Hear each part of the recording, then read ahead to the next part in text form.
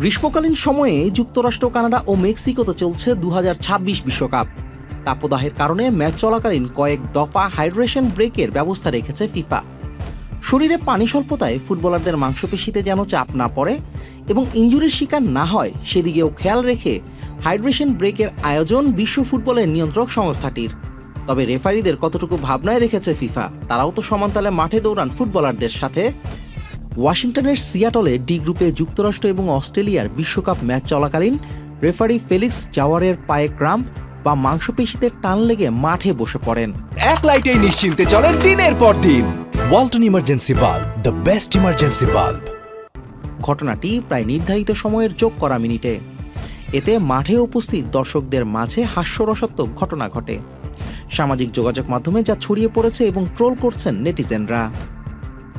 প্রাথমিক চিকিৎসা শেষে অবশ্য মাঠে ফেরেন জার্মান রেফারি এবং নির্ধারিত সময় শেষে বাঁশি বাজিয়েই ম্যাচের ইতি টানেন। ফেলিক্স অবশ্য ফুটবল অঙ্গনে পরিচিত মুখ। ইউএফএ ইউরোপা লিগের ফাইনাল সহ বিশ্বকাপের বিভিন্ন হাই প্রোফাইল ম্যাচ পরিচালনা করেছেন তিনি। পেশাগত দায়িত্ব পালনের পাশাপাশি একাধিক বিতর্কেরও জন্ম দিয়ে শিরোনামে এসেছিলেন তিনি।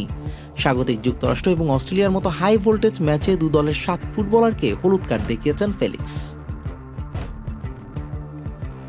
Adil Ahmed Shan, channel I.